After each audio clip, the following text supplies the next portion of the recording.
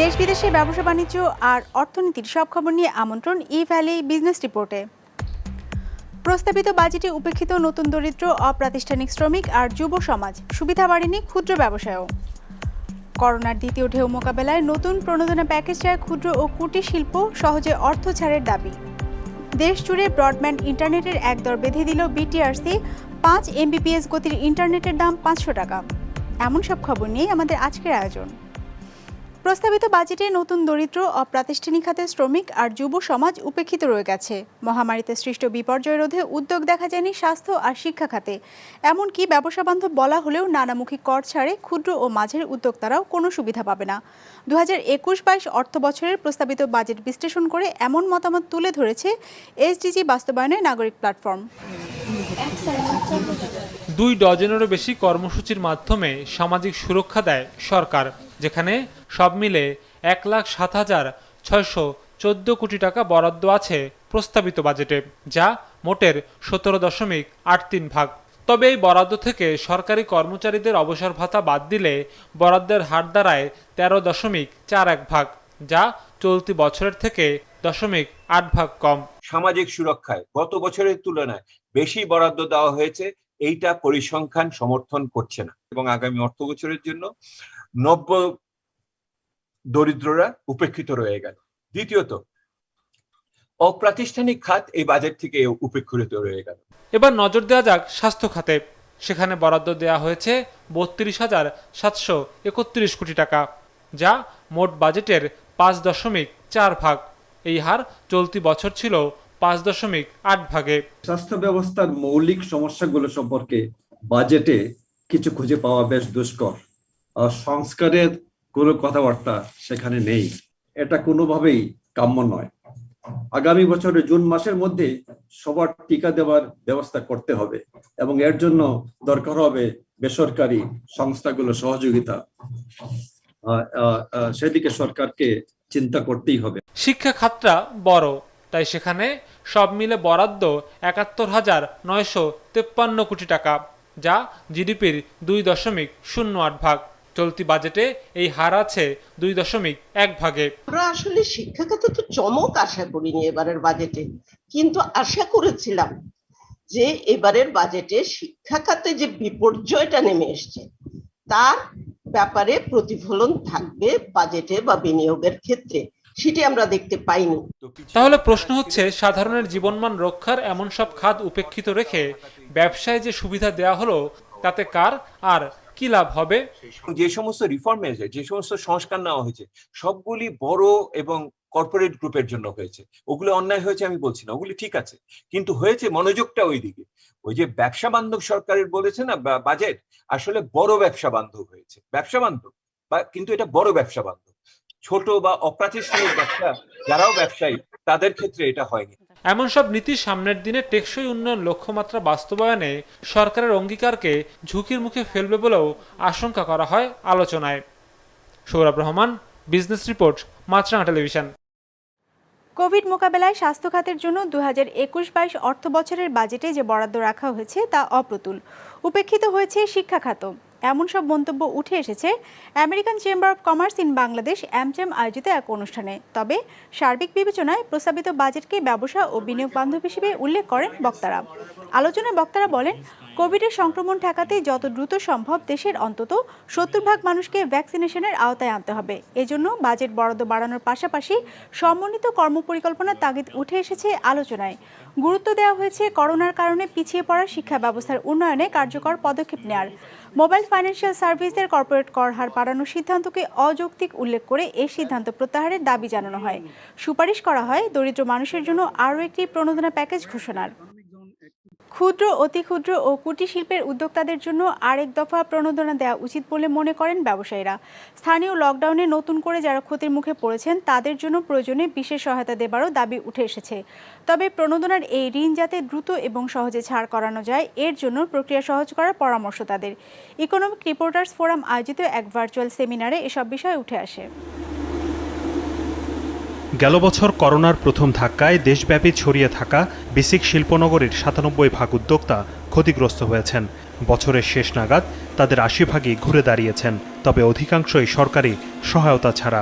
Prism বাংলাদেশের এক গবেষণা বলছে বিসিক শিল্পনগরীর মাত্র 14 ভাগ উদ্যোক্তা সরকারের প্রণোদনা প্যাকেজের ঋণ সহায়তা পেয়েছেন। মানে ওনাদের ইচ্ছা বা ওনাদের প্ল্যানিং বা স্ট্র্যাটেজি এত সুন্দর করে করেছেন যে এই সার্ভেতে যেটা দেখা গেছে যে স্টিমুলাস ছাড়া 86% কিন্তু রিকভার করেছে, এবং ওনারা ব্যাংক লোন নেন নাই এবং বেসিকের কোন রকমের সাহায্যও নেন নাই। So this gives us indication যে ওনাদেরকে যদি লোনটা দেওয়া যেত তাহলে হয়তো ওনারা 100% রিকভারি করে ফেলতো। শুধু বিসিকই নয়, ঋণ বিতরণে কঠিন শর্ত এবং ব্যাংকের অসহযোগিতার কারণে ক্ষুদ্র উদ্যোক্তাদের বড় অংশই সরকারি প্রণোদনা ঋণ থেকে বঞ্চিত হয়েছে। ব্যক্তিগত চেষ্টায় অনেকে ব্যবসা দাঁড় করানোর চেষ্টা করলেও কোভিডের দ্বিতীয় ধাক্কা আবারও হুমকিতে ফেলেছে তাদের। এ অবস্থায় ক্ষুদ্র ও মাঝারি উদ্যোক্তাদের জন্য নতুন প্রণোদনার দাবি জানিয়েছেন ব্যবসায়ীরা। আমাদেরকে দ্বিতীয় ধাপের স্টিমুলাসের জন্য যে আমরা সবাই গোটা ব্যবসায়ী সবাই প্রস্তাব করেছে, তবে আমরা প্রস্তাব করেছি যে এবারে স্টিমুলাস যেন একটু সিএমএসএমই কেন্দ্রিক হয়। একটা জিনিস যেটা আমাদের একটা বিগেস্ট চ্যালেঞ্জ হলো, আমাদের আসলে কোনো সিএমএসএমই ডেটাবেস নাই। এটা নিয়ে ইতিমধ্যে এসএমই ফাউন্ডেশন, শিল্প মন্ত্রণালয় কাজ করছেন, এটা খুবই শীঘ্রই আমাদের দরকার, যাতে করে আমাদের একটা ডেটাবেস থাকে যেটা ধরে ধরে আমরা প্রত্যেকের কাছে ঋণ সাহায্যটা পৌঁছাতে পারবো। এখন যে বর্ডার এরিয়াতে যে আক্রমণটা হচ্ছে, এতে কিন্তু 80% রিকভারি যারা করেছে তারাও কিন্তু স্থানীয় লকডাউনের শিকার হচ্ছে। তাদের দিকে এখন বিশেষ নজর দেবার প্রয়োজন আছে। তবে সেই প্রণোদনার অর্থ যাতে উদ্যোক্তাদের কাছে সময় মতো পৌঁছানো যায়, এর জন্য ঋণের শর্ত এবং প্রক্রিয়া উভয়ই সহজ করার পরামর্শ দিয়েছেন ব্যবসায়ীরা। যখন দরকার টাকাটা তখনই কিন্তু দিতে হবে, এটা পরে বা আগে দিয়ে কোনো লাভ হবে না। সো এটা আমাদের বুঝতে হবে যে টাকাটা নিচ্ছেন উনি কিন্তু একটা কারণে নিচ্ছেন, সেই জন্য speedy disbursement of whatever stimulus we give that has to be time bound. এমন সব রেগুলেশনস দিয়ে রেখেছি যে তাদের ট্রেড লাইসেন্স লাগবে, তাদের টিন নাম্বার লাগবে, তাদের কমার্শিয়াল এলাকায় তাদের ঠিকানা লাগবে। জাস্ট এগুলো উঠিয়ে দিয়ে যাদের একটি ব্যাংক অ্যাকাউন্ট আছে, যাদের একটি এনআইডি আছে, যারা একটা ইকেওয়াইসি করেছে, they will automatically have access to formal, কারণ তাদের পার্সোনাল অ্যাকাউন্টটাই বিজনেস অ্যাকাউন্টে ট্রান্সফার করে দেওয়া যাবে। অনুষ্ঠানে বক্তারা বলেন, ক্ষুদ্র উদ্যোক্তাদের বৃহৎ শিল্প প্রতিষ্ঠানের সাথে সংযোগ করা গেলে তাদের ঝুঁকি কমে আসার পাশাপাশি ব্যবসার প্রসার ঘটাতেও সহজ হবে। শাহাদাত হোসাইন, বিজনেস রিপোর্ট, মাছরাঙা টেলিভিশন। সারা দেশে ব্রডব্যান্ড ইন্টারনেটের একদর বেঁধে দিয়েছে টেলিযোগাযোগ নিয়ন্ত্রণ কমিশন বিটিআরসি। এখন থেকে 5 MBPS ইন্টারনেটের দাম হবে 500 টাকা। নির্ধারিত এই দামের কম নেওয়া যাবে, কিন্তু বেশি নয়। রোববার সংবাদ সম্মেলনে এই ঘোষণা দিয়েছে সংস্থাটি। এক দেশ এক রেট, দেশব্যাপী ব্রডব্যান্ড ইন্টারনেটের দর বেঁধে দিতে এমন কর্মসূচি নিয়েছে বিটিআরসি, যার আওতায় থাকবে 3টি পৃথক প্যাকেজ। প্রথম প্যাকেজের দাম সর্বোচ্চ 500 টাকা, গতি হবে 5 MBPS। 10 MBPS গতি দিয়ে সাজানো হয়েছে দ্বিতীয় প্যাকেজ, যার দাম সর্বনিম্ন 700 থেকে সর্বোচ্চ 800 টাকা।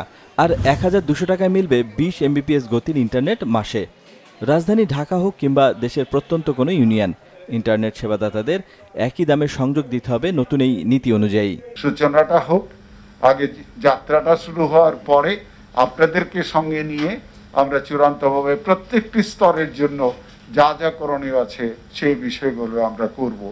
আমাদের একেবারে সুনিশ্চিত গন্তব্য হচ্ছে বাড়ি বাড়ি ব্রডব্যান্ড ইন্টারনেট পৌঁছে দেওয়া। হিসেব বলছে নতুন এই দাম কার্যকর হলে ঢাকায় ব্রডব্যান্ড ইন্টারনেটের দাম প্যাকেজ প্রতি মাসে 100 থেকে 200 টাকা কমবে, আর জেলা শহরের গ্রাহকদের সাশ্রয় হবে 500 টাকার মতো। আন্তর্জাতিক সংস্থাগুলোর হিসেবে দেশে মাসে ব্রডব্যান্ড ইন্টারনেট সংযোগের গড় দাম $31 বা 2500 টাকার মতো। পাশের দেশ ভারতেও যা 1200 টাকা। সকল মানুষ এখন তার রেটটা জানে, তো রেটটা জানার জন্য সে তার খরচের হিসাব করতে পারবে। যারা আইএসপি ব্যবসা করছে তারাও কিন্তু তার এই খরচের হিসাবটা করতে পারবে, সে তার বিজনেস প্ল্যান করতে পারবে, সে কোনো নতুন করে ইনভেস্টমেন্ট প্ল্যান করতে পারবে। সব কিছু মিলে একটা শৃঙ্খলা চলে আসবে, ইন্টারনেটের ব্যবহারটা অটোমেটিক্যালি বাড়বে আমি মনে করি, এবং এটা যদি বাড়ে তো দেশের জন্য অনেক উপকার হবে নিঃসন্দেহে। ভ্যালু চেনে স্টেক হোল্ডার অন্যান্যরা যারা আছেন, উদাহরণস্বরূপ হচ্ছে আইআইজি অপারেটর এবং এনটিটিএন অপারেটর। আইআইজি এবং এনটিটিএন অপারেটরের যদি রেটটা ফিক্স আপ হয়ে যায় বাই জুন, আমার দৃঢ় বিশ্বাস যে খুব একটা বড় চ্যালেঞ্জ থাকবে না। ওনারা সিলিং ডিক্লেয়ার করেছে, ফ্লোর ডিক্লেয়ার করেনি। কেউ যদি 200 টাকা, 100 টাকা, 300 টাকা দিতে চায়, ইটস ওপেন, সেটা অ্যালাউ করবে, কিন্তু 500 টাকার উপরে যেতে পারবে না 5 MBPS এর জন্য। বিটিআরসির হিসেবে দেশে গত মার্চ শেষে ব্রডব্যান্ড ইন্টারনেটের গ্রাহক সংখ্যা দাঁড়িয়েছে 98 লাখ। এক বছর আগেও যা ছিল 80 লাখের মতো। তোফায়েল আহমদ, বিজনেস রিপোর্ট, মাছরাঙা টেলিভিশন। খুচরা যন্ত্রাংশ আমদানিতে একক শুল্ক হার বেঁধে দেওয়ার আহ্বান জানিয়েছেন টেক্সটাইল মিল মালিকরা। এক্ষেত্রে শুল্ক হার 1 ভাগ নির্ধারণে সরকারের দৃষ্টি আকর্ষণ করেছেন তারা। সেই সাথে রপ্তানি বাণিজ্যে খরচ কমাতে উৎসে কর হার 0.25 ভাগ করার দাবি তাদের। 2021-22 অর্থ বছরের বাজেটে এসব বিষয় পুনর্মূল্যায়ন আহ্বান তাদের। রোববার এক সংবাদ সম্মেলনে এসব দাবি তুলে ধরে Bangladesh textile mills association BTMA। ব্যবসায়ীরা জানান, মূলধনী যন্ত্র আমদানিতে 1 ভাগ শুল্ক হার পরিশোধ করতে হয়, কিন্তু পরবর্তীতে খুচরা যন্ত্রাংশ আমদানিতে 30 ভাগ থেকে 90 ভাগ পর্যন্ত শুল্ক দিতে হয়, যা প্রযুক্তির বিস্তারে বাধা। এমন অবস্থায় সব ধরনের খুচরা যন্ত্রাংশের জন্য 1 ভাগ আমদানি শুল্ক নির্ধারণে দাবি ব্যবসায়ীদের। একই সাথে সুতা তৈরির ফাইবার আমদানিতে শুল্ক না রাখার প্রস্তাব তাদের। রপ্তানি বাণিজ্য খরচ কমানোর লক্ষ্যে উৎসে আয়কর কর্তনের পূর্বের ন্যায় 0.2% নির্ধারণ সহ টেক্সটাইল শিল্পে ব্যবহৃত সকল প্রকার খুচরা যন্ত্রাংশের উপরে 1% শুল্ক প্রদানের মাধ্যমে আমদানি সুবিধা প্রদানের জন্য মাননীয় অর্থমন্ত্রী অনুরোধ জানাচ্ছি। সকল প্রকার সুতার উপর 3 টাকা মূল্য সংযোজন কর ধার্য সহ সুতা তৈরি ব্যবহৃত সকল ফাইবারকে শুল্কমুক্তভাবে আমদানি সুবিধা প্রদানের জন্য আপনাদের মাধ্যমে আমরা অনুরোধ করছি।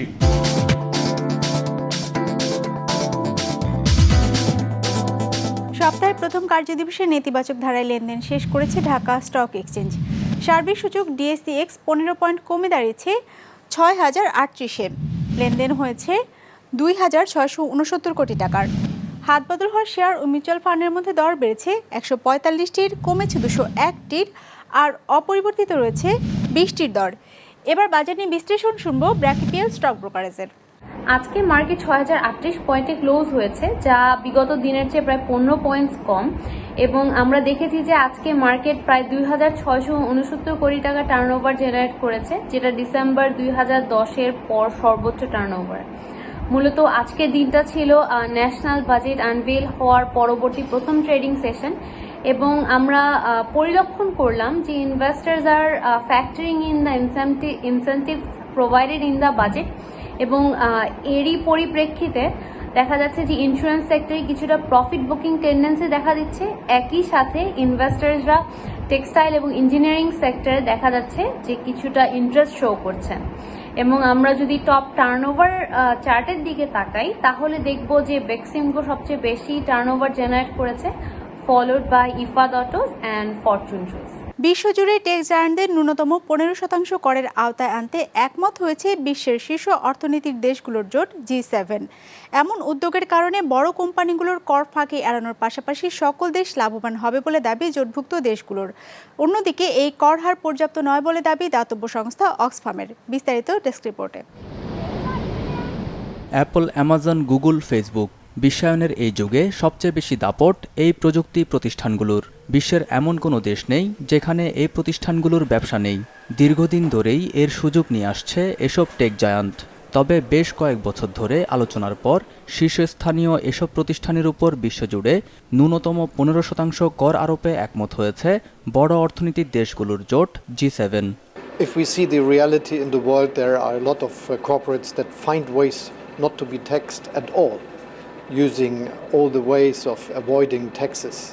And now if we agree on a minimum taxation for corporates, this will help to go out of this race to the bottom we see with taxing today, and this will help the countries we live in to finance their tasks, and especially after COVID crisis and all the money we spent to defend the health of the people and to defend the economy, it's absolutely necessary that we have an agreement like this.